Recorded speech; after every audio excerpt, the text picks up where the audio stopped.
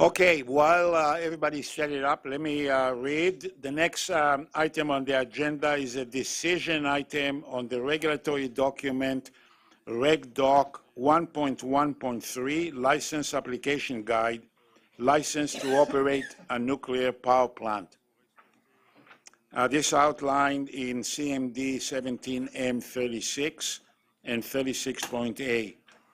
I understand that CNSC staff are ready to make this presentation, and this time it is Ms. Owen Whitfield who will make the presentation.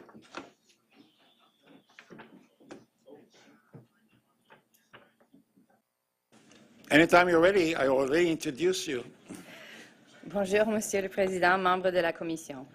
My name is Karen Owen-Whitfield, Director of the Regulatory Framework Division. With me today are Mr. Christian Carrier, Director of the New Major Facilities Licensing Division, along with Ms. Kimberly Campbell, Director of the Power Reactor Licensing and Compliance Integration Division, Mr. Brian Gracie of the Power Reactor Licensing and Compliance Integration Division, Dr. Doug Miller, Lead Technical Advisor for the Directorate of Regulatory Improvement and Major Project Management, and other CNSC staff available to support and answer any questions you may have. We are here today to request Commission approval of REGDOC-1.1.3, License Application Guide, License to Operate a Nuclear Power Plant. REGDOC 1.1.3 describes the requirements and guidance for submitting a formal application to the CNSC to obtain a license to operate a nuclear power plant in Canada. It identifies the information to be included in the application. If approved by the Commission, REGDOC 1.1.3 will be an important document in the CNSC's regulatory framework. This document will be used by applicants to prepare a license application for new nuclear power plants or for a license renewal for existing nuclear power plants. It will also be used by CNSC staff to assess license applications for proposed new NPPs and for license renewals of existing NPPs. CNSC staff will use the assessment to provide a recommendation to the Commission on approving those new or renewed licenses. Before discussing the document in detail, I will briefly review the role of regulatory documents and where REGDOC 1.1.3 is situated within the CNSC's regulatory document framework. To enhance accessibility of our regulatory expectations, the CNSC structures our regulatory documents according to the framework shown here. This slide shows where REGDOC 1.1.3 fits within the CNSC's broader document framework. It is situated within Section 1.0, Regulated Facilities and Activities, in the subsection for reactor facilities. This section covers license application guides for nuclear power plant licenses for other life cycle stages, such as license to prepare a site and license to construct a nuclear power plant. Please note that one additional change would be made to the document if it is approved by the Commission for publication. This change was reviewed and approved by senior CNSC management. However, it was not reflected in the package sent to the Commission members and to the general public. In order to be more consistent with the information in REGDOC 3.2.2, Aboriginal Engagement, which was published in 2016, the text in this draft regulatory document would be revised as follows. On page 72, in section 5.3, entitled Aboriginal Engagement, the wording would change from, and I'll read it, in accordance with REGDOC 3.2.2 Aboriginal Engagement, applicants are encouraged to provide the CNSC a summary of their engagement activities with Aboriginal groups. This language would change to REGDOC 3.2.2 Aboriginal Engagement sets out requirements and guidance for licensees whose proposed projects may raise the Crown's duty to consult. Again, this change was approved by senior CNSC management and was communicated by email to all stakeholders who commented on the draft document during public consultation. At this point, I'll turn the presentation over to Ms. Campbell. Good afternoon, Mr. President, members of the Commission. My name is Kim Campbell. I am the Director of the Power Reactor Licensing and Compliance Integration Division. I will now outline today's presentation. I will start by providing an overview of the CNSC's regulatory framework for licensing and compliance of nuclear power plants. Next, we will explain the details on REGDOC-1.1.3 that is provided today for Commission approval. Specifically, we will present the objectives, the process, and results of public consultation, including the key concerns from the public comments and how CNSC staff have addressed them. I will provide a brief explanation of how this regulatory document, if approved, would be implemented. Finally, we will finish our presentation with CNSC staff's conclusions and recommendations. The CNSC regulates nuclear power plants through the Nuclear Safety and Control Act and the regulations made under it. Subsection 24(4) of the Nuclear Safety and Control Act states that the applicant shall be qualified to carry on the activity that the license will authorize the licensee to carry on, and, in carrying on that activity, make adequate provision for the protection of the environment, the health and safety of persons, and the maintenance of national security, and measures required to implement international obligations to which Canada has agreed. To meet this responsibility, CNSC staff have always required the applicant or licensee's safety and control measures to be considered and evaluated before making any recommendations to the Commission for licensing decisions regarding NPPs. Since 2009, CNSC staff have used the SCA, Safety and Control Area Framework, to ensure that all safety items have been included for consideration and evaluation. We will review the 14 safety and control areas on the next slide. The other matters of regulatory interest as well, including reporting requirements, public and Aboriginal engagement, and financial guarantees. These topics are all addressed in the License Application Guide for a license to operate a nuclear power plant.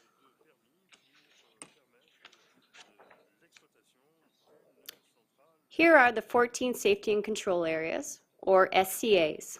As you can see, they cover a wide range of considerations and provide a logical framework for ensuring that comprehensive safety information is provided.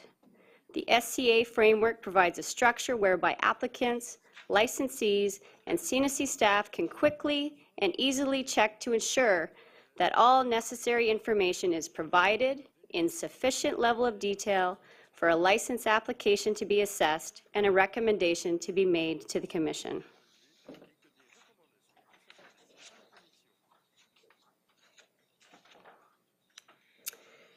This slide illustrates the CNSC's life cycle approach to the licensing of nuclear power plants and indicates where this REGDOC fits into the life cycle. Please note that the animated highlights that will appear in this slide shortly simply highlight the specific topic that is being discussed. The life cycle approach enables the CNSC to ensure review of all safety and control measures and solicit public engagement throughout the life cycle of a nuclear facility. Note that the life cycle also includes decommissioning. However, REGDOC-1.1.3 does not apply to decommissioning phase. The life cycle starts with site evaluation and license to prepare a site. In a future Commission meeting, you will be asked to consider REGDOC-1.1.1, reactor facilities, license to prepare site, and site evaluation of new reactor facilities, which is currently under development. Next is the construction of the nuclear power plant. Again, REGDOC 1.1.2, reactor facilities licensed to construct a nuclear power plant is currently in the process to be republished as REGDOC-1.1.2 Reactor Facilities License to Construct a Nuclear Power Plant. REGDOC-1.1.1 and REGDOC-1.1.2 do not apply to existing nuclear power plants. They are being developed in anticipation of applications to build a new nuclear power plant. Together, these regulatory documents will introduce regulatory efficiencies and will improve harmonization and coordination efforts. For operation of the MPP, and if approved, the license application guide will be used to prepare and evaluate license applications for proposed new facilities and also for applications for renewal of licenses for existing facilities. For clarity, for a new facility, operation commences when fuel is loaded. For example, no fuel may be loaded before the license to operate has been granted by the Commission. For license renewal, the REGDOC also relates to the periodic safety reviews, or PSRs, which is highlighted in orange on this slide. PSR are typically conducted by licensees for a license renewal. If approved, licensees will use REGDOC-1.1.3 in conjunction with REGDOC-2.3.3, titled Periodic Safety Reviews, to prepare an application for a license renewal. In performing a PSR, the licensee is required to conduct comprehensive reviews addressing all aspects of safety in order to conduct a global assessment and develop an integrated implementation plan that describes safety improvements to be carried out by licensees during the next license period. I will now turn the presentation over to Mr. Christian Carrier to discuss the development of the REGDOC. Good afternoon, Mr. President and members of the Commission. My name is Christian Carrier, and I am the Director of the New Major Facilities Licensing Division. The document before you today describes the requirements and guidance for the content of an application to obtain a license to operate a nuclear power plant in Canada. The document is applicable to operation of new nuclear power plants and for renewal of their licenses. This regulatory document effectively codifies the current practice for such applications, which was traditionally documented through formal correspondence. The benefit of the document are to provide clarity of expectations and ensure consistency in practices. The document points to applicable CNSC regulatory requirements and to specific industry and international standards. These originate from organizations such as the International Atomic Energy Agency, the Canadian Standards Organization, which produces the CSA standards, and the American Society of Mechanical Engineers, or ASME. As mentioned earlier, the document is intended to be used by applicants to prepare their applications and by CNSC staff to assess such applications prior to bringing their recommendation to the Commission for a licensing decision. Once a license has been granted by the Commission, the document, safety and control measures described in the applications, and the documents supporting the applications will form part of the licensing basis for the nuclear power plant.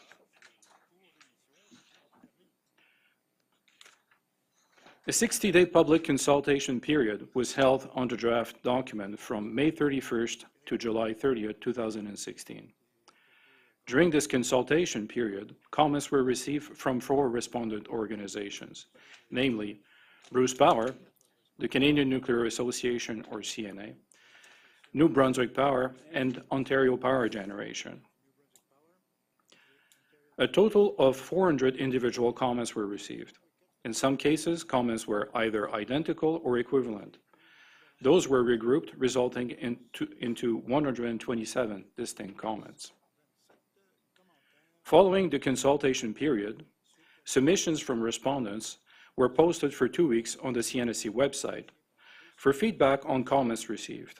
The activity took place from August 22nd to September 6, 2016. No additional comments were received. As a result of the feedback received during the consultation process, the REGDOC was revised. The revised document and the dispositioning table, outlining how comments were addressed, were emailed to the original respondents early May 2017. CNSC staff organized a workshop with industry stakeholders having an interest in a document. The workshop was held on May 31st, 2017. The purpose of the workshop was to discuss the comments received and present how the document was modified to address them. The workshop contributed to further refinement of the text and helped in coming to a mutual understanding in certain areas. This included expectations on intent and level of details in some areas, and generally, on the role of the regulatory document in the regulatory process. The 4 organizations that originally commented on the document were invited to participate in the workshop. Additionally, 3 other organizations attended as observers: the Canadian Nuclear Laboratories, or CNL, the CANDU Owners Group, COG, which is an umbrella organization for all current NPP licensees in Canada, and AMEC Foster Wheeler, who offers consultancy, project management, and operation and construction services and specialized power equipment. In the following slides, we will describe the feedback from stakeholders in more details. CNSC staff addressed all of the stakeholders' comments. Most comments were readily resolved. CNSC staff either revised the document to address the comments or provided an explanation for why they were not accepted. CNSC staff found the comments to be helpful, especially in clarifying the intent or in identifying areas where additional editorial changes strengthened the text. The following slide will focus on 4 key concerns that were raised during the public consultation period, as listed on this slide. One dominant concern raised by stakeholders related to the role of the guidance and the overall role of the document. Stakeholders also expressed the opinion that the draft regulatory document is setting new requirements and guidelines are not requirements. As described on this slide, CNSC's staff responded that the regulatory document codifies the information needed to ensure that an application for a new or renewed license meets regulatory requirements. It adds clarity, efficiency, and effectiveness to the license application process. The document provides clarity on establishment of the licensing basis and ensure that the specific regulatory documents and applicable standards are included in the licensing basis. The information in REGDOC-1.1.3 is in line with international practice, such as the information provided by the International Atomic Energy Agency. However, REGDOC-1.1.3 is more specific to the Canadian context, specifically where it provides references to CNSC regulatory documents and CSA standards. Requirements language is used where necessary. For example, for information originating from the Nuclear Safety Control Act or the regulations made under the Act, for codifying existing practices for license renewal, or to ensure that specific regulatory document and CSA standards are included in the licensing basis. By following the information requested in REGDOC 1.1.3, applicants will submit the appropriate level of information to demonstrate that they are qualified and will make adequate provisions to undertake the activity to be licensed, in this case, the operation of a nuclear power plant. This information is essential for CNSC staff to be able to do a fulsome review and provide sound basis for recommendation on licensing to the Commission.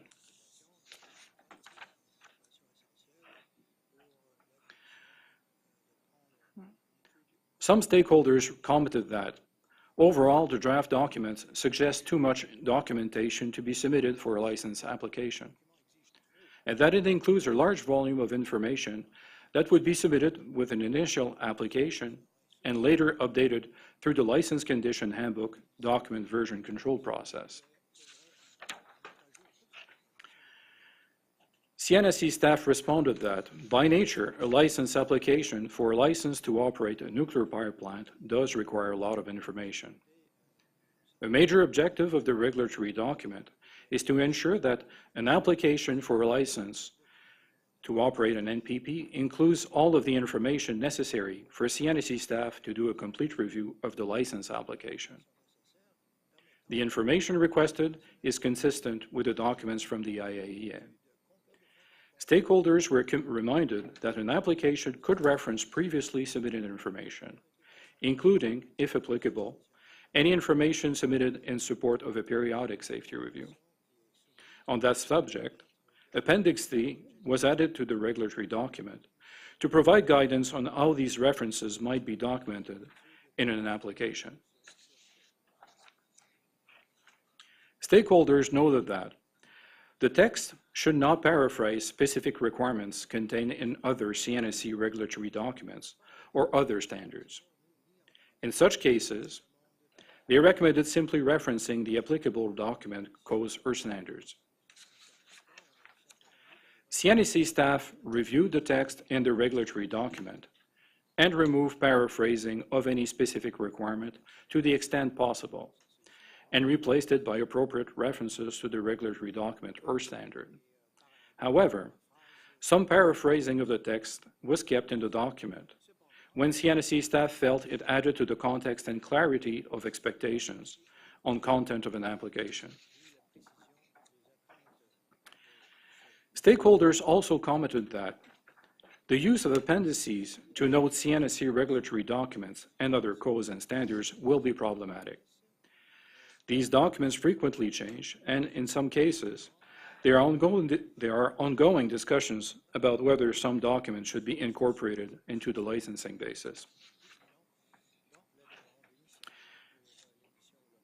CNSC staff responded that the intent of Appendix C, and more specifically tables C1 and C2, was to ensure that the key CNSC regulatory documents and CSA standards were incorporated in the licensing basis. The tables provide open and transparent documentation of these documents. This information is useful for new applicants and other non-industry stakeholders. In addition to this license application guide, CNSC license application notification packages will provide supplemental facility-specific guidance to support the use of Appendix C. For example, the CNSC will identify the specific versions of the documents in tables C1 and C2 that need to be addressed, as well as any new applicable document issued after publication of REGDOC-1.1.3. With regards to implementation, REGDOC-1.1.3, if approved, is expected to be published on the CNSC website in the fall of 2017. Thus making it available to applicants, licensees, and other stakeholders. If approved, this regulatory document will not become part of the licensing basis, but will assist applicants in identifying the appropriate level of information and documents that will be incorporated in the licensing basis. CNSC staff will also use this regulatory document to assess any applications received before bringing a recommendation to the Commission on Licensing. As mentioned earlier, CNSC staff will continue to issue supplemental guidance in support of individual license renewals. For example, the supplemental guidance, typically in the form of a letter, would include facility-specific information. I will now pass the presentation back to Ms. Owen-Withroth, Director of the Regulatory Framework Division. Karen Owen-Withroth for the record. To conclude, REGDOC 1.1.3 enhances the existing regulatory framework by clarifying the CNSC's requirements and guidance for nuclear power plants. It is CNSC staff's opinion that REGDOC 1.1.3 will enhance the regulatory framework by formalizing and codifying CNSC's expectations related to an application for a license to operate an NPP, by contributing to greater regulatory certainty for applicants and licensees, and by ensuring transparency for the Canadian public and international community on CNSC's regulatory requirements and guidance. If approved, this regulatory document is expected to be published in September of 2017. Based on our conclusions, CNSC staff recommends that the Commission approve this regulatory document. We thank you for your attention, and we remain available to answer any questions that you may have. Thank you.